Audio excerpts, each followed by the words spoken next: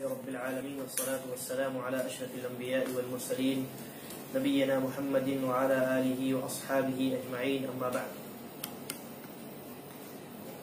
اللہ تبارک و تعالیٰ کا یہ بڑا احسان ہے کہ اس نے اپنے دین کے سکھانے اور سیکھنے کے لیے دنیا میں اتنا مگن ہونے کے باوجود ہمیں اور آپ کو آج کے اس وقت میں اور اس جگہ پر موقع عطا کیا. اور جیسا کہ آپ پہلے سے جانتے ہیں کہ آج کی جو مجلس ہے ہماری، اس مجلس میں ہماری گفتگو ہوگی شرک کے اوپر. شرک کے تعلق سے شریعت میں کیا تعلیمات ہیں. ایسے تو بنیادی طور پہ ہر انسان مسلمان یہ جانتا ہے اور یہ جاننا چاہیے کہ شرک یہ توحید کی ضد ہے.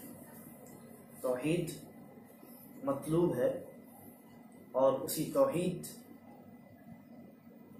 کے لیے اللہ تبارک و تعالی نے پوری انسانیت کو پیدا فرمایا. تو یہ جو شرک ہے یہ توحید کی ضد ہے. لیکن اس شرک کو اچھے انداز میں بہترین طریقے سے تفصیل کے ساتھ سمجھنا بھی ہمارے اور آپ کے لیے ضروری ہے.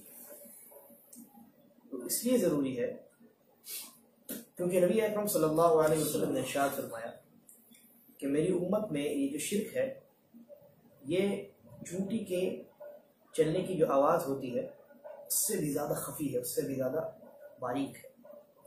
یعنی انسان شرک میں مبتلا ہو جائے گا اور ایسا بھی ہو سکتا ہے اسے علم ہی نہ ہو کہ میں شرک میں مبتلا ہوں.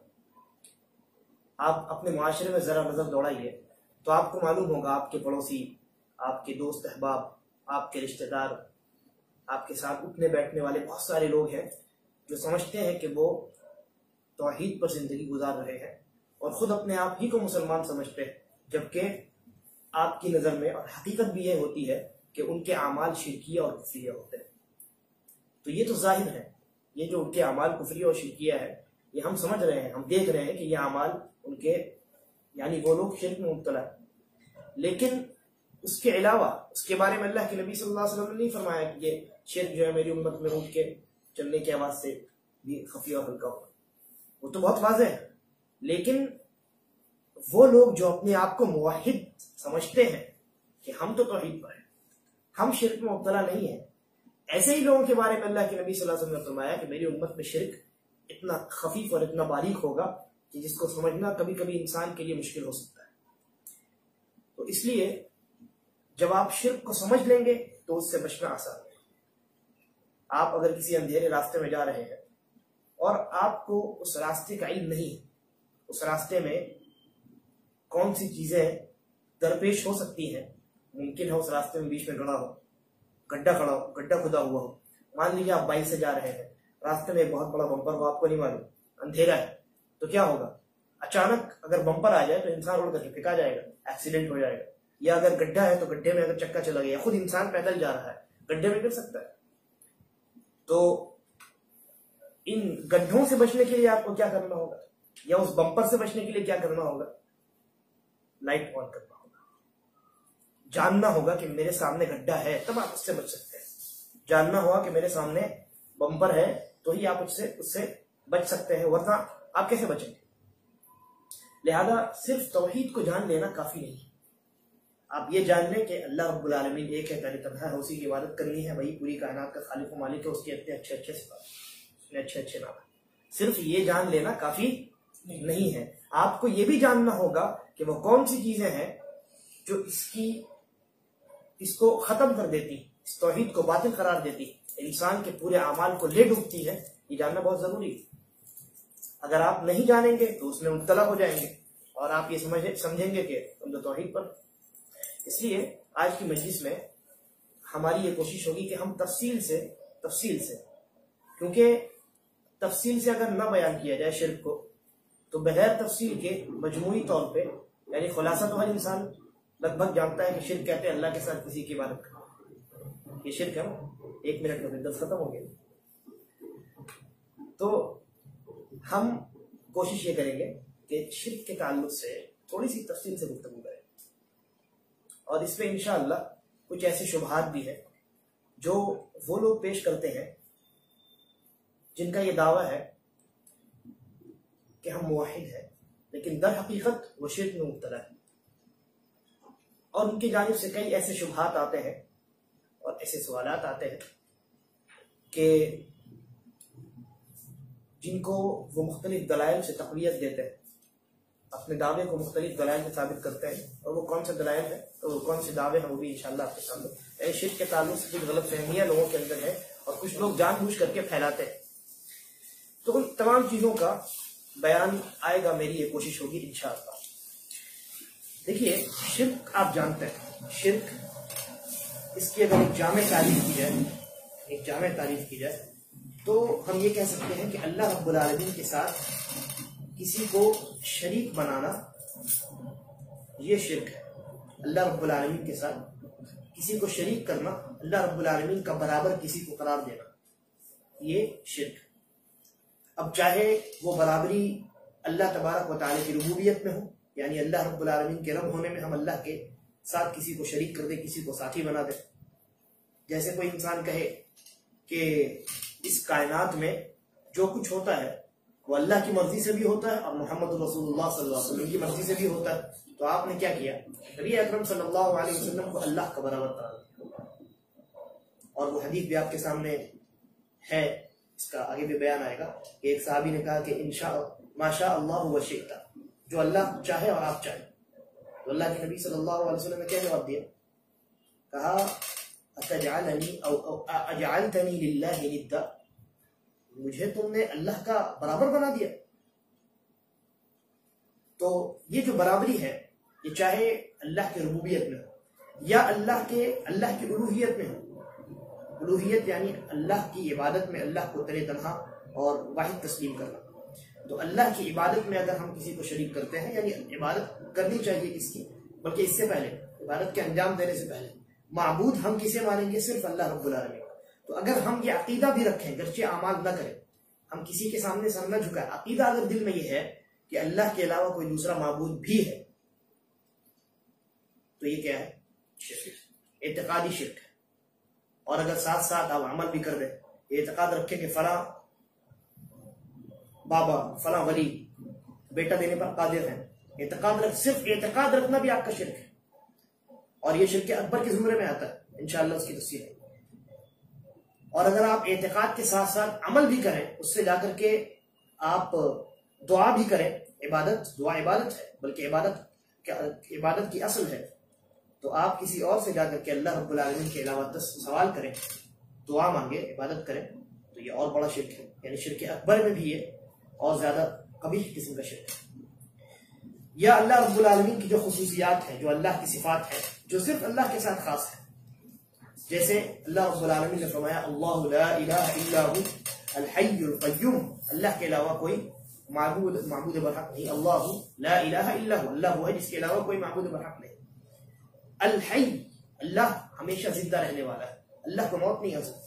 کوئی انسان کہے کہ نہیں فلاں بزرگ ان کو بھی کبھی موت نہیں آ سکتی، وہ پردہ فرما گئے، یہ در حقیقت اللہ کی اس صفت حی میں آپ نے اس بزرگ کو کیا کیا؟ شریک کر دیا۔ غور سے سنیے بات کو، آپ کو ہو سکتا ہے کہ یہ باتیں معلوم ہو، لیکن کم از کم آپ اتنا ضرور استفادہ کریں گے کہ جب آپ اپنے بھائی کو سمجھائیں تو کیسے سمجھائیں۔ آپ کو ہو سکتا ہے یہ باتیں معلوم ہو، لیکن آپ یہ سیکھنے کی کوشش کریں کہ آپ جب اپنے کسی ایسے بھائی کو جو شرک میں مبتلا ہے، اس کو جب دعوت دیں اور اس کے شرک کو جب آپ واضح کریں تو کیسے واضح کریں۔ تو شرک جو ہے یہ ان تینوں چیزوں میں ہو سکتا ہے، اللہ کی ربوبیت میں بھی ہو سکتا ہے، اللہ کی الوہیت میں بھی ہو سکتا ہے، اور اللہ کے اسماء و صفات میں بھی ہو سکتا ہے۔ اچھا، یہ جو شرک ہے، شرک کی تاریخ بہت قدیم ہے۔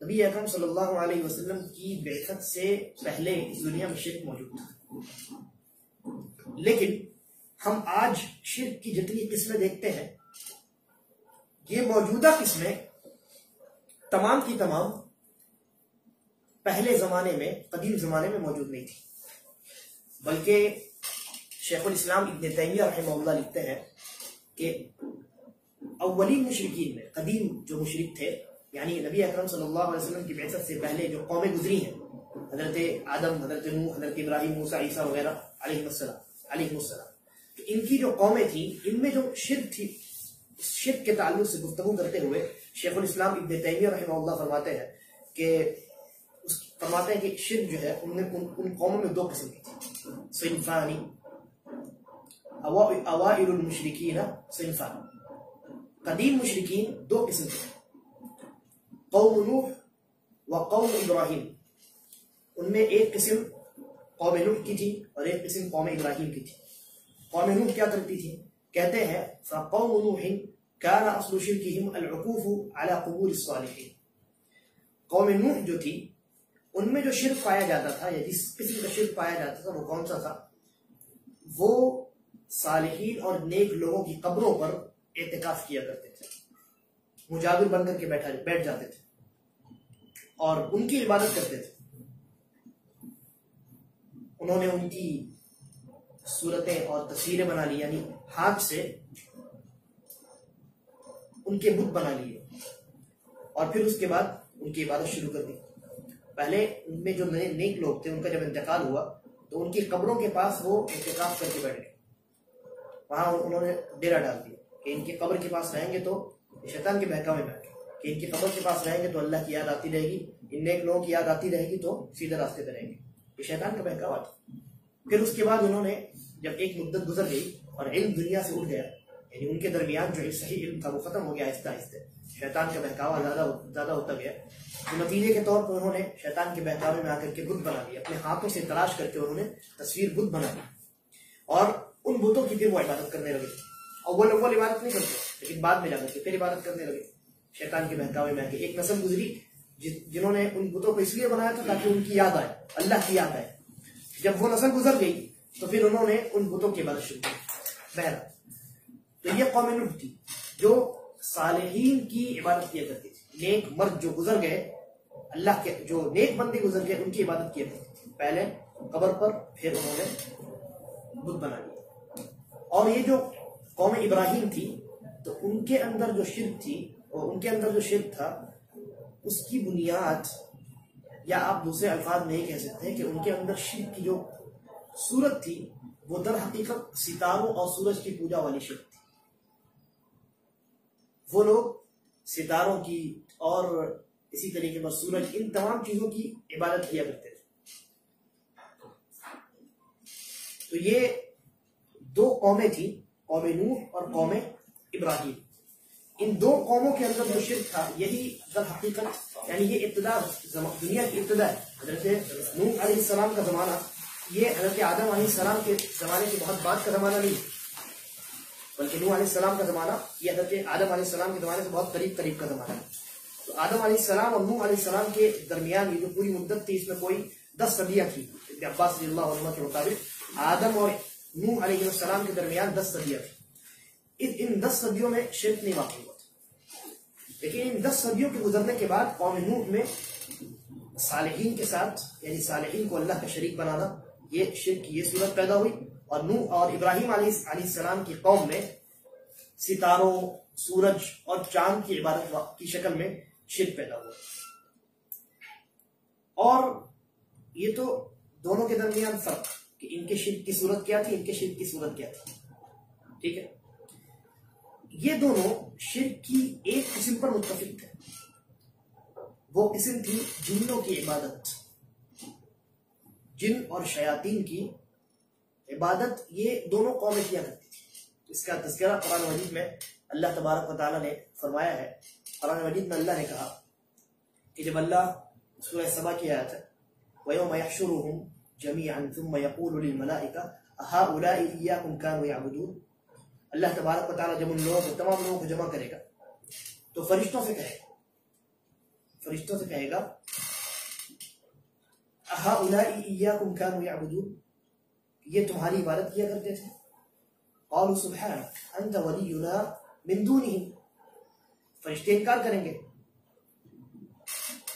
اور کیا کہیں گے؟ فرشتے کہیں گے میری عبادت نہیں کیا کرتے تھے، یا میں نے ان کو عبادت کرنے کا اپنا حکم نہیں دیا.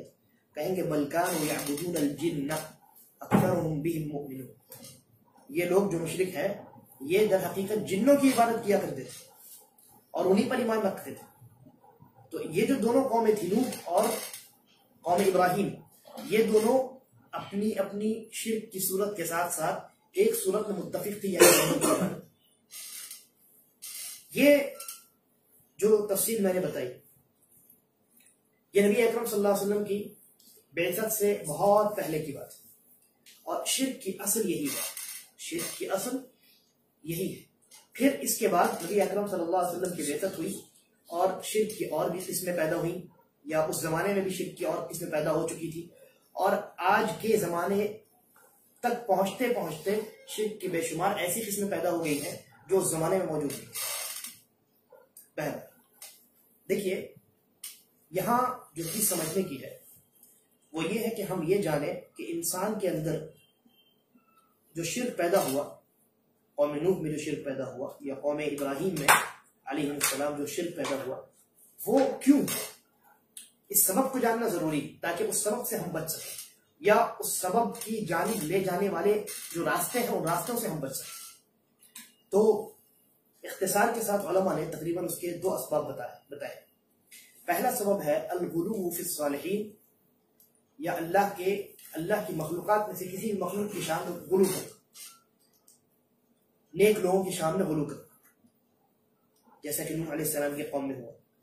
کیا ہوا؟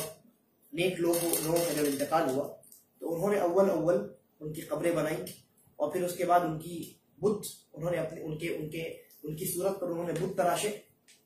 اول ان کی عبادت نہیں کی. ابھی دیکھیے یہ سبب پیدا ہو رہا ہے. ابھی انہوں نے عبادت نہیں کی، لیکن ایک مدت کے گزرنے کے بعد جب نسل چینج ہوئی اور صحیح علم لوگوں کے درمیان سے اٹھ گیا، شیطان کا غلبہ ہو گیا، تو نتیجے کے طور پہ شیطان نے آ کر کے ان کو بہکایا اور انہوں نے ان بتوں کی پھر عبادت شروع کی. تو در حقیقت انہوں نے کیا کیا؟ اللہ کے نیک بندے تھے، وہ مر گئے، آپ نیک بنے، یہ نہیں کیا انہوں نے کیا کیا؟ انہی کے پاس جا کے بیٹھے اور اللہ سے برکت اور رحمت حاصل کرنے کے بجائے ان نیک لوگوں کے پاس انہوں نے ڈیرا جما دیا اور سمجھا کہ یہی برکت ہے اور یہی رحمت، جبکہ رحمت اور برکت کا تعلق اللہ رب العالمین کی ذات سے، ان صالحین اور نیک لوگوں کی ذات سے نہیں. لیکن انہوں نے ان لوگوں کی شان کو بڑھایا. کیا آج یہی کام اپنے آپ کو مسلمان کہنے والے لوگ نہیں کرتے؟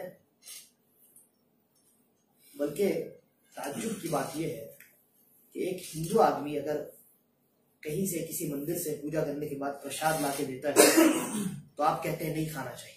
کیوں؟ یہ ابھی شرک کر کے آ رہا ہے. وہی ایک آدمی اپنے آپ کو مسلمان کہتا ہے، مزار پہ جا کر کے وہاں کیا کرتا ہے؟ وہ شرک کرتا ہے، قبر کے سامنے سجدہ کرتا ہے، بتاشے اور کیا لے کے آتا ہے؟ ناخن دانا بولتے ہیں، بتاشے اور ناخن دانا لے کر کے آتا ہے اور بڑے شوق سے کھاتا ہے. وہ شرک نہیں ہے، وہ پرشاد نہیں، وہ بھی تو پرشاد ہے. کیا فرق ہے دونوں میں؟ ایک آدمی گیا، اس نے وہاں سجدے کیے اور وہاں سے اس نے پرشاد لایا. ایک دوسرا آدمی گیا، اس نے بھی وہاں سجدے کیے، اس نے بھی وہاں دعائیں مانگی جیسے اس نے یہاں اپنی دعائیں مانگی. وہ وہاں سے پرشاد لے کے آیا، یہاں سے بتاشے اور یہ چیزیں دیگر چیزیں لے کر کے آیا. کیا فرق ہے؟ کوئی فرق نہیں، کوئی فرق نہیں. پھر وہ کافر اور مشرک کیسے ہوا اور آپ مسلمان اور مومن اور موحد کیسے ہوئے؟ تو یہ سوچنے کا مقام. اور یہ جو بات ہے یہ ہمارے یہاں، یعنی یہ جو مسئلہ میں نے بتایا ہے یہ ہمارے یہاں بہت زیادہ ہے، خاص کر کے بر صغیر میں. اور بر صغیر کے علاوہ بھی جو لوگ اپنے آپ کو موحد کہتے ہیں، مسلمان کہتے ہیں، لیکن ان کا ایمان اور ان کا اسلام بالکل الگ ہے، مختلف ہے. نبی اکرم صلی اللہ علیہ وسلم کے زمانے سے، صحابہ کے زمانے سے بالکل مختلف. ان کے ایمان اور ان کے اسلام کی اگر جانچ پڑتال کی جائے تو آپ کو معلوم ہوگا کہ ایک عرصہ کے بعد یہ تمام چیزیں پیدا ہوئی. اور انشاءاللہ میرا ارادہ ہے کہ شرک کی جو تاریخ ہے نبی اکرم صلی اللہ علیہ وسلم کے زمانے سے لے کر کے شرک کے پھلنے پھولنے تک، اس کو علماء نے لکھا ہے، بالترتیب لکھا ہے کہ کیسے کیسے کیا ہوا. نبی اکرم صلی اللہ علیہ وسلم کے زمانے میں شرک نہیں تھا، صحابہ کے زمانے میں بھی نہیں تھا. 1-2 صدیاں گزرنے کے بعد اس طریقے سے شرک داخل ہوا امت کے اندر. اس امت کی بات کر رہا ہوں. اور پھر یہ بڑھتے بڑھتے آج تک، آج ہمارے زمانے میں اس قدر جو ہے منتشر ہو چکا ہے. اس میں صوفیوں کا بھی بہت بڑا کردار ہے، شیعوں کا بھی بہت بڑا کردار ہے. تو یہ تمام چیزیں انشاءاللہ میرا ارادہ ہے کہ آپ کے سامنے بیان کروں. یہ آگے کی بات ہے. تو پہلی وجہ یا پہلا سبب کیا ہے شرک میں مبتلا ہونے کا؟ انسان کے شرک میں مبتلا ہونے کا پہلا سبب یہ ہے کہ انہوں نے انبیاء کی شان میں غلو کیا. اور دوسرا سبب ہے اللہ رب العالمین، یہاں دیکھیے، اور انبیاء نیک لوگوں کی شان میں انہوں نے کیا کیا؟ غلو کیا. ان کے شان کو بہت بڑھا دیا، یعنی ان سے بے پناہ حسن ظن رکھا، جتنا نہیں رکھنا چاہیے، حد سے زیادہ حسن ظن رکھا ہے نا. وہ نیک تھے، اپنے لیے نیک تھے. انہوں نے کہا نہیں، آپ نیک ہو اپنے لیے بھی نیک ہو، نیک ہو ہمارے لیے بھی. آپ نیک ہو، آپ اللہ کی رحمت کے حقدار ہیں، آپ کی قبر پر ہم بیٹھیں گے، ہمیں بھی اللہ کی رحمت ملے گی. حد سے بڑھ گئے، حسن ظن میں حد سے بڑھ گئے. دوسرا سبب کیا ہے؟ اللہ رب العالمین کے متعلق وہ بدظنی میں مبتلا ہو. کیسا بدظنی میں مبتلا ہو گئے؟ ابراہیم علیہ السلام نے، جن کی قوم ستاروں کی، سورج کی اور چاند کی پوجا کیا کرتی تھی، انہوں نے اپنی قوم سے کہا، رد کرتے ہوئے ان کے عقیدے کے اوپر اور ان لوگوں کے اوپر رد کرتے ہوئے اپنے باپ اور اپنے قوم سے کہا. اللہ رب العالمین نے اس کو بیان کیا کہ قال لأبیہ وقومہ ماذا تعبدون. جب انہوں نے اپنے والد اور اپنی قوم سے کہا کہ کن چیزوں کی عبادت کرتے ہو؟ ائفکا آلہۃ دون اللہ تریدون، اللہ کے علاوہ گڑھے ہوئے معبودوں کی تم عبادت کرتے ہو. فما ظنکم برب العالمین، اللہ رب العالمین کے متعلق تمہارا گمان کیا ہو گیا؟ اس آیت کی تفسیر میں 2 معنی مفسرین نے لکھا ہے. ان میں سے ایک معنی یہ ہے، یعنی یہ جو ان کا لفظ ہے ابراہیم علیہ السلام کا، کہ اللہ رب العالمین کے متعلق تمہارا گمان کیا ہے، کس گمان میں تم مبتلا ہو گئے ہو. اس کا ایک معنی یہ بیان کیا گیا کہ ای شیء تظنون برب العالمین انہ حتی عبدتم غیرہ.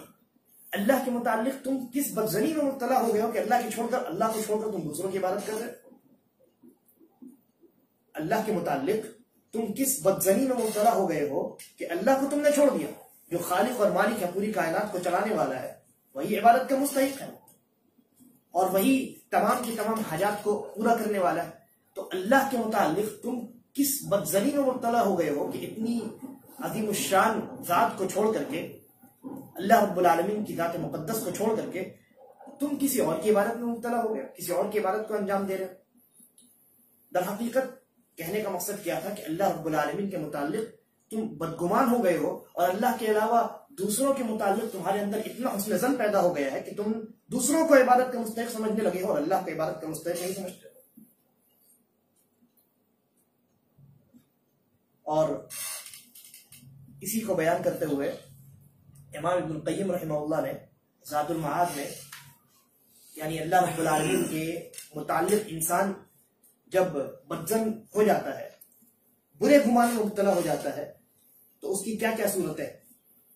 امام ابن القیم رحمہ اللہ فرماتے ہیں کہ جس نے اللہ رب العالمین کے بارے میں یہ گمان کیا کہ اس کا کوئی بیٹا ہے یا اس کا کوئی شریک ہے، یا اللہ کے علاوہ اس نے یہ گمان کیا کہ اللہ کے یہاں اللہ کی اجازت کے بغیر کوئی کسی کی شفاعت کر سکتا ہے، یا کسی نے اللہ اور اس کی مخلوقات کے درمیان، اللہ اور اس کی مخلوقات کے درمیان کوئی واسطہ بنانے کی کوشش کی کہ میری دعا ڈائریکٹ نہیں قبول ہوگی، بیچ میں کوئی نہ کوئی واسطہ چاہیے. جیسے بعض لوگ کہتے ہیں بلڈنگ میں چڑھنے کے لیے لفٹ چاہیے، جج تک پہنچنے کے لیے کیا چاہیے؟ وکیل چاہیے، اور بادشاہ تک پہنچنے کے لیے وزیر چاہیے، اور یہ چاہیے اور وہ چاہیے، اور چھت پر چڑھنے کے لیے سیڑھی چاہیے. اللہ رب العالمین نے قرآن مجید میں کیا کہا؟ وَإِذَا سَأَلَكَ عِبَادِي عَنِّي فَإِنِّي قَرِيبٌ. چھت تو نیچے آ گیا، سیڑھی کی کیا ضرورت؟ آ گیا نا چھت نیچے. اللہ نے کہا میں قریب ہوں. آپ واسطہ وہاں اختیار کریں گے جو چیز دور ہو، جس تک آپ نہیں پہنچ سکتے ہو. اللہ نے کہا تمہیں پہنچنے کی ضرورت بھی نہیں، میں خود پہنچ رہا ہوں. وَإِذَا سَأَلَكَ عِبَادِي عَنِّي، جب آپ سے میرے بارے میں میرے بندے سوال کریں، کتنا پیارا جملہ ہے، آپ کہہ دیجئے میں قریب ہوں. اس کے باوجود آپ وسیلہ تلاش کریں. تو آپ اگر وسیلہ تلاش کر رہے ہیں، اس کا مطلب کیا ہے؟ کہ آپ اللہ رب العالمین کے متعلق بدگمانی میں مبتلا ہے. اللہ اتنے پیار سے کہہ رہا ہے کہ میں تم سے قریب ہوں، آپ کو اس بات پر یقین ہی نہیں ہے. آپ کو واسطے چاہیے، آپ کو لفٹ چاہیے، اگر جج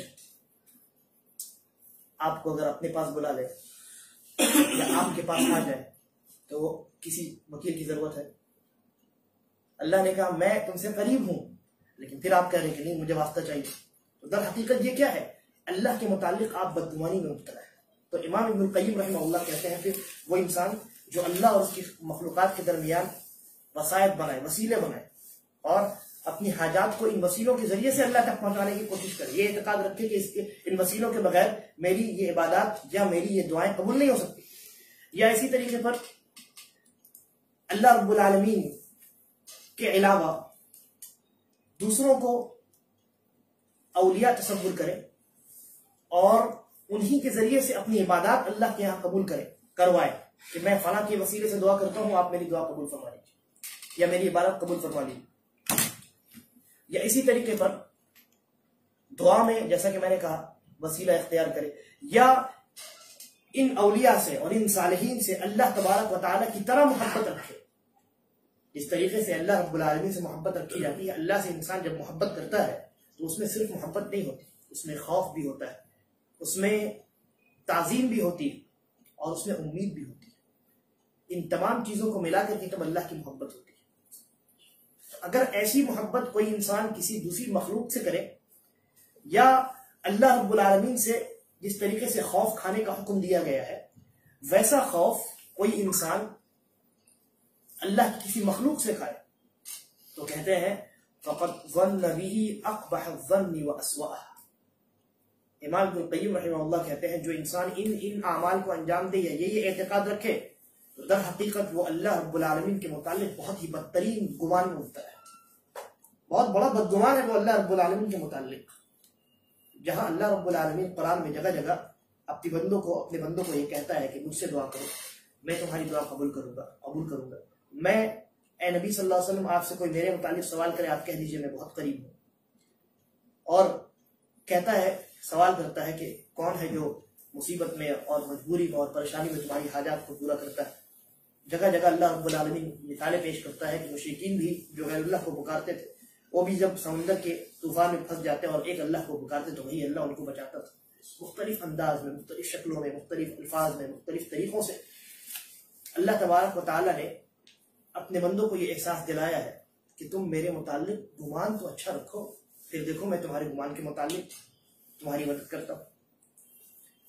تو اگر کوئی انسان اللہ رب العالمین کے متعلق بدگمانی میں مبتلا ہوتا ہے تو در حقیقت اس نے شرک کا ایک بہت بڑا دروازہ کھول دیا. پھر جب وہ اللہ رب العالمین سے بدگمان ہے، وہ انسان اگر کسی اپنے دوست سے بدگمان ہو جائے تو کس طریقے سے اسے کٹ جاتا ہے، چھٹ جاتا ہے نا، دوسرے لوگوں سے منسلک ہو جاتا ہے.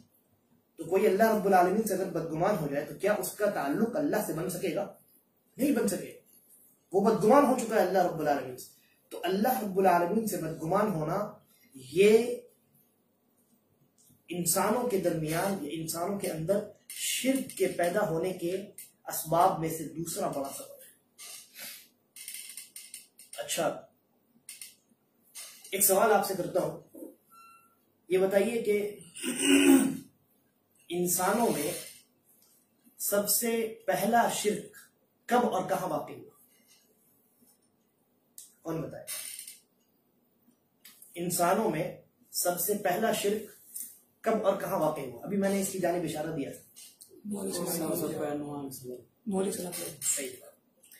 ابن عباس رضی اللہ عنہما کہتے ہیں کہ کان بین آدم و نوح 10 قرون كلهم على شریعت من الحق، اور ایک روایت میں كلهم على الاسلام فاختلف فبعث الله النبیین مبشرین ومنذرین. کہ نوح علیہ السلام اور آدم علیہ السلام ان دونوں کے درمیان 10 صدیاں گزری.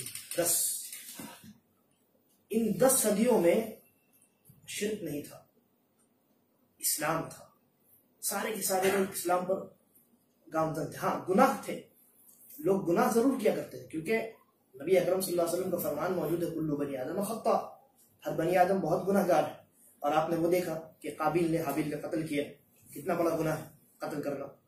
اور ایک روایت کے اندر ہے کہ قیامت تک جتنے قتل ہوتے ہیں سب کا وبال قابیل کے کاندھے میں ڈالا جاتا رہے گا. تو گناہ تو تھے، لیکن ان 10 صدیوں میں شرک نہیں تھا، ان 10 صدیوں میں شرک نہیں تھا۔ شرک پیدا ہوا حضرت نوح علیہ السلام کے قوم، اور اس امت میں بھی شرک داخل ہو چکا ہے۔ نبی اکرم صلی اللہ علیہ وسلم کے زمانے میں جتنے مسلمان تھے ان مسلمانوں کے اندر شرک نہیں تھا، لیکن اس زمانے میں بھی جو دیگر لوگ تھے ان لوگوں کے اندر شرک موجود تھا۔ یعنی روئے زمین پر نبی اکرم صلی اللہ علیہ وسلم کے زمانے میں بھی شرک موجود تھا۔ اسلام غلبہ پا چکا، اس کے باوجود دنیا میں شرک موجود تھا، اور اسی شرک کی تاریکی کو مٹانے کے لیے اسلام آیا تھا۔ اور یہ جو شرک ہے یہ پہلے نبی اکرم صلی اللہ علیہ وسلم کے زمانے میں مسلمانوں کے اندر تو نہیں تھا، دوسری قوموں کے اندر تھا، یا دوسرے مذاہب کے ماننے والوں کے اندر تھا، نصارہ اور یہودیوں کے اندر تھا، مجوسیوں کے اندر تھا، بت پرستوں کے اندر تھا۔ اس وقت بھی ہندوستان تھا اور آج بھی ہندوستان ہے۔ تو ہندوستان جس وقت نبی اکرم صلی اللہ علیہ وسلم نبی بنائے گئے اس وقت ہندوستان میں شرک موجود تھا کہ نہیں تھا؟ موجود تھا۔ اور اس کے بعد حجاج بن یوسف کے زمانے میں وہاں سے لشکر کشی بھی کی گئی ہندوستان میں، سندھ کے علاقے میں، وہاں ملتان جو جگہ ہے وہاں ایک بہت بڑا بت تھا ان لوگوں کا، ہندوؤں کا، اس کو توڑا گیا۔ تو اس کی ایک تاریخ۔ شرک نبی اکرم صلی اللہ علیہ وسلم کے زمانے میں صحابہ کرام کے اندر تو موجود نہیں تھا، اور اگر کبھی شرک ایسا لگتا ہے کہ پیدا ہونے والا ہے نبی اکرم صلی اللہ علیہ وسلم فوراً تنبیہ فرماتا ہے۔ لیکن اس زمانے میں بھی دیگر مذاہب کے ماننے والوں کے اندر شرک موجود تھا، لیکن جیسے جیسے وقت گزرتا گیا، زمانہ نبی اکرم صلی اللہ علیہ وسلم کے مبارک زمانے سے دور ہوتا گیا، ویسے ویسے شرک پنپنے لگا، بڑھنے لگا، اور امت کے اندر داخل ہونے لگا۔ اس امت کے اندر مسلمانوں کے اندر شرک داخل ہونے لگا، اور آج شرک نے ایک بہت بڑا اپنا مقام بنا لیا۔ ہر ایک گلی میں آپ کو شرک کے کئی کئی مظاہر دیکھنے کو ملیں گے۔ بلکہ ہمارے یہاں جب ایک چھوٹا بچہ پیدا ہوتا ہے تو اس کے گردن میں، اس کے ہاتھ میں، اس کے سر میں، اس کے کمر میں، اس کے پیر میں، نہ جانے کہاں کہاں لوگ دھاگے باندھ دیتے ہیں۔ یعنی بچہ پیدا ہوا ہے اور لوگوں نے اس کو شرک میں ڈبو دیا۔ وہ اسلام کے ساتھ پیدا ہوا ہے، وہ توحید کے ساتھ پیدا ہوا ہے، لیکن جیسا کہ نبی اکرم صلی اللہ علیہ وسلم فرمایا کل مولود یولد علی الفطرہ، ہر بچہ فطرت پر پیدا ہوتا ہے، اور فطرت توحید۔ پھر اس کے بعد اس کے جو والدین ہیں وہ اس کو یہودی نصرانی جو چاہے بنا دیتے ہیں۔ تو اس زمانے میں بھی شرک تھا، لیکن نبی اکرم صلی اللہ علیہ وسلم پر ایمان لانے والے صحابہ کے اندر اس زمانے میں شرک نہیں تھا۔ لیکن اب اندازہ لگائیے، نبی اکرم صلی اللہ علیہ وسلم نبی بنا کر کے بھیجے گئے، اللہ تبارک و تعالی نے آپ کی صحبت اختیار کرنے کے لیے صحابہ کرام کو منتخب کیا ہے۔ قرآن مجید میں ارشاد فرما دیا کہ فَإِنْ آمَنُوا بِمِثْلِ مَا آمَنْتُمْ بِهِ فَقَدِ اهْتَدَوْا، اے صحابہ اگر تمہاری طرح ان لوگوں نے، تمہارے بعد آنے والے لوگوں نے ایمان لایا تو ہدایت پائیں گے، ورنہ ہدایت نہیں ملنے والی۔ کیونکہ نبی اکرم صلی اللہ علیہ وسلم کی صحبت اختیار کرنے کے لیے اللہ تبارک و تعالی نے ان نفوس قدسیہ کو منتخب کیا تھا۔ لیکن اس کے باوجود نبی اکرم صلی اللہ علیہ وسلم نے شرک کے متعلق ان صحابہ کو مخاطب کر کے کیا فرمایا؟ جیسا کہ میں نے ابھی آپ کے سامنے اس حدیث کا تذکرہ کیا، حضرت ابوبکر صدیق رضی اللہ عنہ۔ اچھا، صحابہ میں نبی اکرم صلی اللہ علیہ وسلم کے بعد، بلکہ پوری امت میں نبی اکرم صلی اللہ علیہ وسلم کے بعد اور انبیاء کے بعد پوری امت میں افضل ترین انسان اگر کوئی ہے تو وہ حضرت ابوبکر صدیق رضی اللہ تعالیٰ عنہ، ان سے افضل کوئی نہیں۔ نبی اکرم صلی اللہ علیہ وسلم سب سے افضل ہے، آپ کے بعد انبیاء کا درجہ آتا ہے، اور اس کے بعد سب سے افضل ترین انسان کون ہے؟ حضرت ابوبکر صدیق رضی اللہ عنہ۔ اس بات پر اجماع ہے، اس بات پر اجماع، اور یہ عقیدے کا معاملہ ہے۔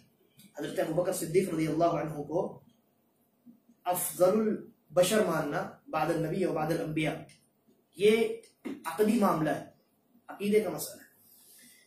حضرت ابوبکر صدیق رضی اللہ عنہ کے متعلق کیا کوئی انسان یہ تصور بھی کر سکتا ہے کہ وہ شرک میں پڑ سکتے ہیں؟ کیا یہ وہم و گمان بھی انسان کے ذہن میں آ سکتا ہے؟ نہیں۔ لیکن نبی اکرم صلی اللہ علیہ وسلم نے حضرت ابوبکر صدیق رضی اللہ عنہ کو کہا یا ابا بکر للشرک فیکم اخفی من دبیب النمل، والذی نفسی بیدہ للشرک اخفى من دبیب النمل الا ادلک علی شیء اذا فعلتہ ذهب عنک قلیلہ وکثیر. اے ابو بکر، تم میں یہ جو شرک ہے یہ چونٹی کے چلنے کی آواز سے بھی زیادہ خفی چھپا ہوا ہے، بہت باریک ہے. پھر اس کے بعد اللہ کے نبی نے قسم کھائی، کہا اس ذات کی قسم جس کے ہاتھ میں میری جان ہے. اور پھر آپ نے یہ جملہ فرمایا کہ للشرک اخفى من دبیب النمل، چونٹی کے چلنے کی آواز سے بھی زیادہ خفی اور ہلکا یہ شرک ہے جو سرایت کر جاتا ہے انسان کے اندر. اس کے بعد نبی اکرم صلی اللہ علیہ وسلم نے اپنے یار اور اپنے دوست ابوبکر صدیق رضی اللہ عنہ کو رہنمائی فرمائی کہ کیسے وہ شرک سے بچے. کہا الا ادلک علی شیء اذا فعلتہ ذهب عنک قلیلہ وکثیر، میں تمہیں کیا ایسی بات نہ بتاؤں جس کے کرنے سے شرک چاہے وہ بہت زیادہ ہو یا کم ہو، ہر قسم کا شرک تم سے ختم ہو جائے، تم سے دور ہو جائے. کہا قل اللہم انی اعوذ بک ان اشرک بک وانا اعلم واستغفرک لما لا اعلم. کہا اللہ کے نبی صلی اللہ علیہ وسلم نے ابوبکر صدیق رضی اللہ عنہ کو کہ یہ کہو، یہ دعا، یہ الفاظ بتلائے کہ اللہم انی اعوذ بک ان اشرک بک وانا اعلم، اے اللہ میں اس بات سے تیری پناہ طلب کرتا ہوں کہ میں جانتے بوجھتے ہوئے تیرے ساتھ شرک کروں. واستغفرک لما لا اعلم، اور اگر نادانستہ طور پہ، غلطی سے، جان بوجھ کر نہیں، اگر کوئی بھی گناہ ہو جائے اور اس میں شرک بھی موجود ہو تو میں ان گناہوں سے اور اس شرک سے تیری مغفرت طلب کرتا ہوں، تجھ سے استغفار مانگتا ہوں، تجھ سے استغفار کرتا ہوں. یہ دعا بہت عظیم ہے. بعض لوگ یہ سمجھتے ہیں کہ شرک پر بولنے سننے کی کیا ضرورت ہے، کوئی ضرورت نہیں ہے، شرک تو ہم جانتے ہیں، بچ جائیں گے، توحید معلوم ہے، عمل کر کے زندگی گزاریں گے، اس پہ چلے جائیں گے. اگر یہی معاملہ ہوتا تو ابو بکر صدیق رضی اللہ عنہ کو نبی اکرم صلی اللہ علیہ وسلم اس قدر سخت الفاظ میں وصیت اور نصیحت کیوں کرتے؟ اگر یہی معاملہ ہوتا تو صرف چلیے وصیت نصیحت کر دی، رک جاتے، یہ دعا کیوں سکھلائی؟ اچھا، اسی طریقے پر نبی اکرم صلی اللہ علیہ وسلم کو اللہ تبارک و تعالیٰ نے قرآن مجید میں کیا فرمایا؟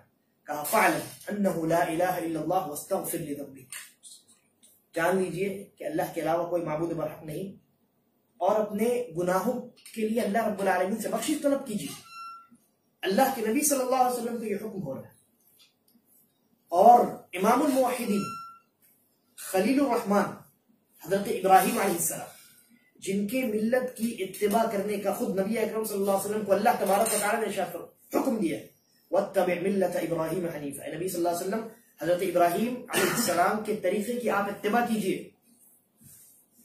حضرت ابراہیم علیہ السلام جنہیں اللہ رب العالمین نے موحدوں کا امام بنایا ہے، نبی اکرم صلی اللہ علیہ وسلم کو ہمارے لیے اسوہ بنایا، اور نبی اکرم صلی اللہ علیہ وسلم کو حکم دیا کہ آپ ابراہیم علیہ السلام کے طریقے کی اتباع کیجئے.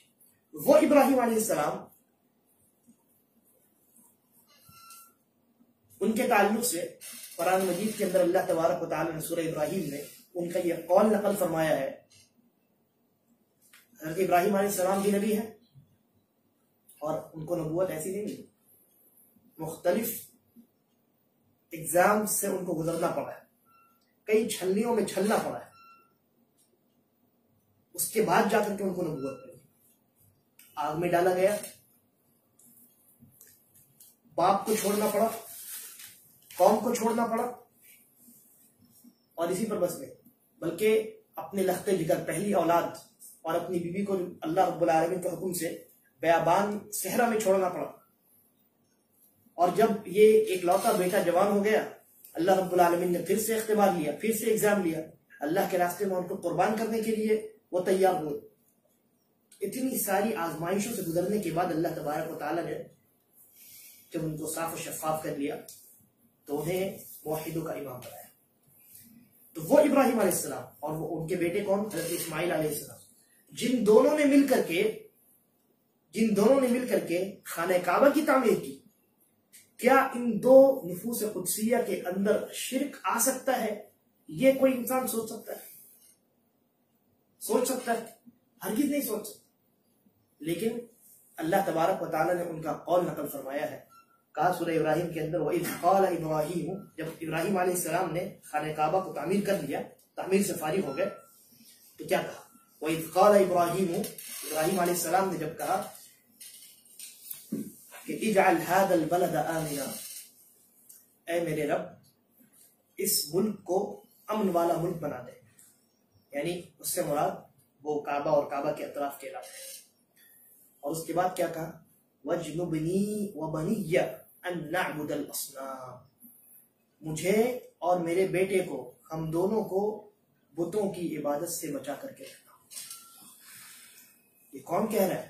امام الموحدین خلیل اللہ حضرت ابراہیم علیہ السلام، جن کی ملت کی اتباع کرنے کا امام الانبیاء محمد رسول اللہ صلی اللہ علیہ وسلم کو حکم دیا اللہ تبارک و تعالی۔ اندازہ لگائیے شرک کا جاننا سمجھنا کتنا ضروری ہے ہمارے لیے۔ لہذا یہی وجہ ہے کہ نبی اکرم صلی اللہ علیہ وسلم نے فرمایا کہ شرک جو ہے یہ چونٹی کے چلنے کی آواز جو ہوتی ہے اس سے بھی بہت خفیف ہوتا ہے، چھپا ہوا ہوتا ہے، کبھی انسان کو سمجھ میں آتا ہے، کبھی آتا ہی نہیں سمجھ میں۔ انسان شرک میں مبتلا ہو چکا ہے، چاہے وہ شرک بڑا ہو یا چھوٹا ہو، یہ الگ بات ہے، لیکن بسا اوقات انسان شرک میں مبتلا بھی ہو جاتا ہے اور اس کو احساس تک نہیں ہوتا کہ میں شرک میں مبتلا ہو چکا ہوں۔ اور آپ کو معلوم ہے کہ یہ جو شرک ہے، شرک کی تعریف میں نے جیسے کہ بیان کی کہ اللہ رب العالمین کا کسی کو برابر قرار دینا، اللہ رب العالمین کا ساجھا کسی کو بنانا، اللہ رب العالمین کا پارٹنر بنا دینا کسی بھی چیز کو، یہ شرک ہے۔ موبائل انسان کے پاس ہوتا ہے، موبائل میں جو سم رکھنے کی جگہ ہوتی ہے تو اس میں آج ڈبل سم کا موبائل ہے، تو اس میں ایک سم دو سم آپ نے رکھ دیا، اس کے بعد تیسری ایک جگہ ہوتی ہے، کس چیز کے لیے ہوتی ہے؟ میموری کارڈ کے لیے ہوتی ہے۔ تو یہ جو میموری کارڈ کی جگہ اللہ نے انجینئر نے بنائی ہے، اگر آپ اس میموری کارڈ کی جگہ کو یہاں سے میموری نکال دیں اور وہاں سم داخل کریں اور میموری کارڈ کو نکال کر کے سم کی جگہ رکھیں اور پھر اس کو اندر ڈال کر کے موبائل استعمال کریں، ہوگا؟ چلا سکتے ہیں؟ نہ میموری کارڈ چلے گا اور نہ سم چلے گا۔ یہ جو آپ نے کام کیا، میموری کارڈ کو اس کی جگہ سے نکالا، سم کارڈ کی جگہ رکھ دیا، سم کارڈ کو اسی جگہ سے نکالا، میموری کارڈ کی جگہ رکھ دیا، اس عمل کو کہتے ہیں ظلم۔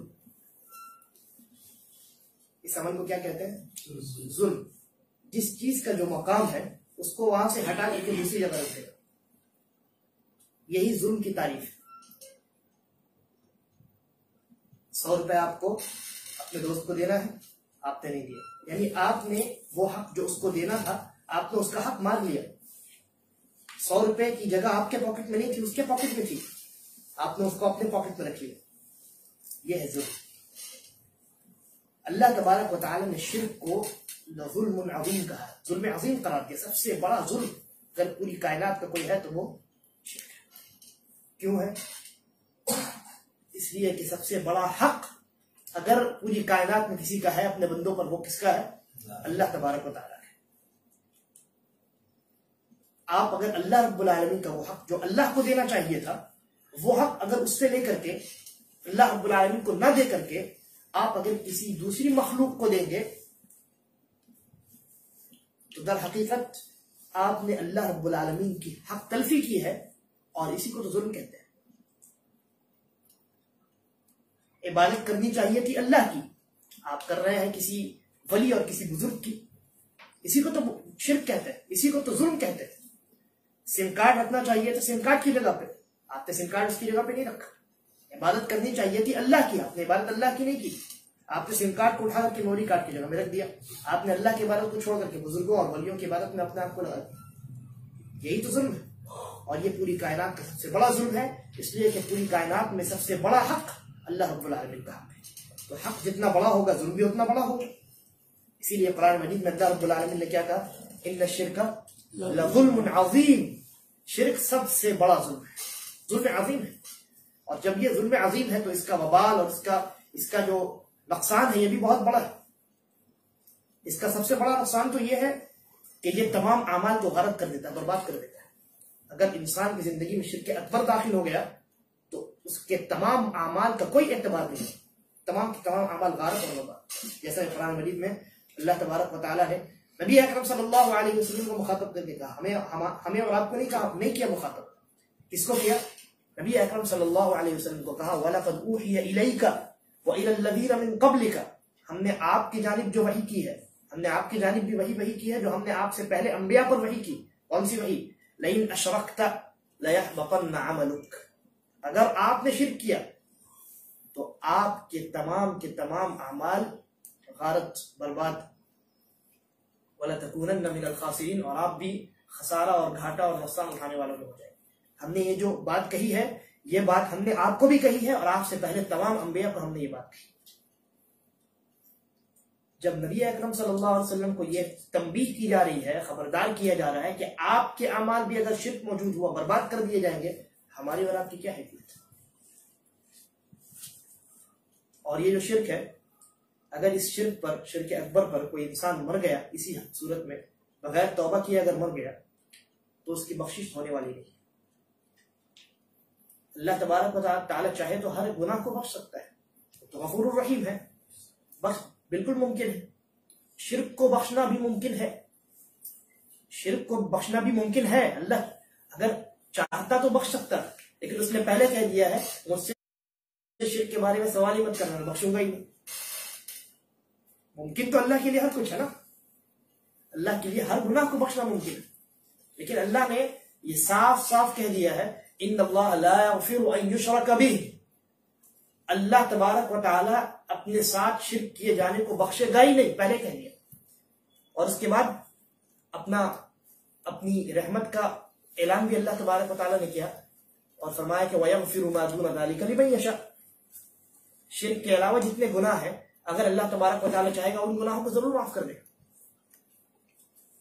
اللہ کی رحمت وہاں پر ہے، لیکن شرک کی خطرناکی اتنی عظیم ہے، اللہ رب العالمین نے پہلے ہی اعلان کر دیا ہے کہ شرک کو میں معاف نہیں کروں. اور اسی طریقے پر نبی اکرم صلی اللہ علیہ وسلم نے ارشاد فرمایا کہ من لقی اللہ لا یشرک بہ شیئا دخل الجنہ، کہ جو انسان اللہ سے اس حال میں ملاقات کرے کہ اس نے دنیا میں شرک نہیں کیا تھا تو جنت میں وہ داخل ہوگا، جنت میں وہ داخل ہوگا. یا تو اللہ رب العالمین بقیہ تمام گناہوں کو بخش دے گا، ڈائریکٹ جنت میں داخل کر دے گا، یا اگر اس نے گناہ کیے ہیں اور میزان میں بھاری ہو گیا گناہ تو اور اللہ نے نہیں بخشا تو پھر اس کو اس کے گناہ کے بقدر جہنم میں ڈالے گا ضرور، لیکن بالآخر اس کے ایمان، اس کی توحید کی وجہ سے، شرک نہ ہونے کی وجہ سے اللہ تبارک و تعالیٰ اس کو جنت کے اندر داخل کرے. شرک نہیں ہے تو کیا ہے؟ توحید ہے. شرک نہیں ہے تو کیا ہے؟ توحید ہے.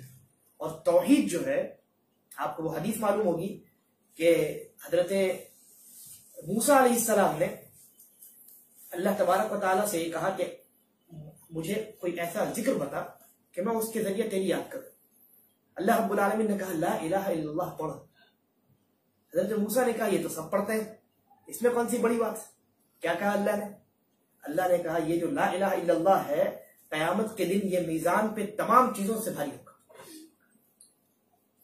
صرف لا الہ الا اللہ، دوسری طرف بڑے بڑے گناہ. بہت ممکن ہے کہ یہ اگر یہ اس کے اندر اخلاص ہے، اس کے اندر وہ قوت ہے جو اللہ کو چاہیے تھی، وہ للہیت لا الہ الا اللہ کے اندر موجود ہے، تو وہ پڑھنا بھاری ہوگا، وہ گناہ اللہ تبارک و تعالیٰ چٹکیوں میں معاف کرے. تو اللہ نے کہا، نبی اکرم صلی اللہ علیہ وسلم نے فرمایا کہ اگر کوئی انسان اللہ سے ملتا ہے اس حال میں کہ اس نے اللہ کے ساتھ شرک نہیں کیا ہے، جنت میں داخل ہوگا. لیکن ومن لقیہ یشرک بہ شیئا دخل النار. لیکن اگر کسی انسان نے اللہ سے اس حال میں ملاقات کی کہ اس نے دنیا میں شرک کیا کرتا تھا وہ اللہ کے ساتھ، گرچہ اس کے اعمال کتنے اچھے ہو، کوئی عمل اس کا قبول نہیں، جنت کے اندر وہ داخل نہیں ہو سکتا. اس کا ٹھکانہ کیا ہے؟ جہنم اس کا ٹھکانہ ہے.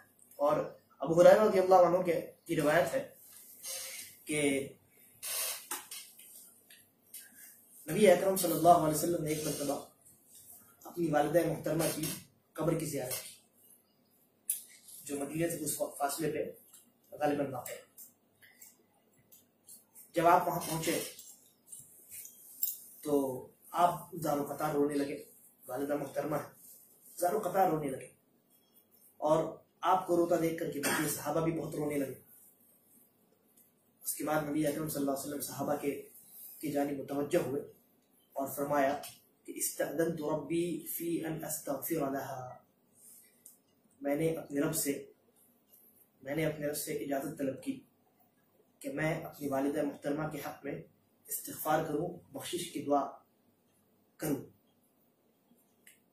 نبی اکرم صلی اللہ علیہ وسلم نے فرمایا فلم یأذن، اللہ تبارک و تعالیٰ نے اجازت دی. اندازہ لگائیے نبی اکرم صلی اللہ علیہ وسلم جو امام الانبیاء ہے، اپنی والدہ محترمہ کی قبر پر بیٹھ کر کے زخم قطع رو رہے ہیں. کیوں رو رہے ہیں؟ آپ نے وجہ بیان فرمائی. کہا میں نے اللہ سے اجازت طلب کی کہ مجھے یہ رخصت مل جائے کہ میں اپنی والدہ محترمہ کے حق میں دعائیں مغفرت کر سکوں، ان کی بخشش ہو سکے، لیکن اللہ تبارک و تعالیٰ نے اجازت دی تھی. اندازہ لگائیے شرک جس میں مبتلا ہونے کی وجہ سے امام الانبیاء علیہ الصلاۃ والسلام کی والدہ محترمہ بھی اللہ کے عذاب سے نہیں بچ سکی. نبی اکرم صلی اللہ علیہ وسلم نے ان کے حق میں استغفار کرنے کی دعا مانگی اللہ سے، اللہ نے اس کو بھی ٹھکرا دیا. تو بقیہ لوگوں کا کیا حال؟ لہذا شرک سے ڈرنے کی ضرورت ہے اور ڈرانے کی ضرورت ہے. آپ خود بھی شرک سے بچیں، اپنے دوست احباب و اقارب کے تئیں اپنے دل میں یہ احساس پیدا کریں کہ میرا وہ بھائی ہے، میرا وہ دوست ہے، میرا وہ ساتھ میں رہنے والا ہے، پڑوسی ہے. میں جس طریقے سے یہ چاہتا ہوں کہ اللہ کے عذاب سے بچ سکوں، جہنم سے بچ سکوں، اسی طریقے پر میرے دل میں یہ بھی خیال پیدا ہونا چاہیے، یہ بھی جذبہ پیدا ہونا چاہیے کہ میرا یہ بھائی، میرا یہ دوست، میرا یہ قریبی، میرا یہ پڑوسی، یہ بھی اللہ کے عذاب سے بچے. اسی لیے تو نبی اکرم صلی اللہ علیہ وسلم کو اللہ تبارک و تعالیٰ نے بھیجا تھا، اور اسی لیے تمام انبیاء کو اللہ رب العالمین نے اس دنیا کے اندر بھیجا. حضرت عائشہ رضی اللہ عنہ بیان فرماتی ہے کہ میں نے ایک مرتبہ رسول اللہ صلی اللہ علیہ وسلم سے یہ کہا کہ ایک آدمی ہے ابن جدعان نام کا ایک آدمی تھا. حضرت عائشہ فرماتی ہے کہ میں نے اللہ کے نبی صلی اللہ علیہ وسلم سے کہا کہ یہ جو ابن جدعان ہے یہ تو جاہلیت کے زمانے میں یہ مر چکا ہے. جاہلیت کے زمانے میں یہ بہت نیک امور انجام دیا کرتا تھا، صلہ رحمی بہت کیا کرتا تھا، اور مساکین کو کھانا کھلایا کرتا تھا، بڑے اچھے اچھے کام کیا کرتا تھا. فَهَلْ ذَلِكَ نَافِعُ، تو کیا اس کا یہ اچھا کام کرنا، نیکی کرنا، کیا اس کو یہ تمام چیزیں فائدہ دیں گی؟ اللہ کے نبی صلی اللہ علیہ وسلم فرمایا کہ لا یا عائشہ، نہیں، ہرگز نہیں اے عائشہ. انه لم يقل يوما رب اغفر لي خطيئتي يوم الدين، اس انسان نے اتنے اچھے اچھے کام کیے لیکن اس نے اللہ کے ساتھ اپنا تعلق اچھا نہیں بنایا. اس نے ایک دن بھی یہ نہیں کہا کہ اے میرے رب میرے گناہوں کو قیامت کے دن بخش دے گا، نہیں کہا. اس لیے کہ وہ اللہ کے ساتھ اس نے برا گمان رکھا ہوا تھا. اس کا جو گمان تھا اللہ کے ساتھ، جیسا کہ میں نے ابھی بیان کی، اس کا گمان برا ہو چکا تھا، وہ شرک میں مبتلا ہو چکا تھا. لہذا اس نے اللہ سے مغفرت کی دعا تک نہیں کی.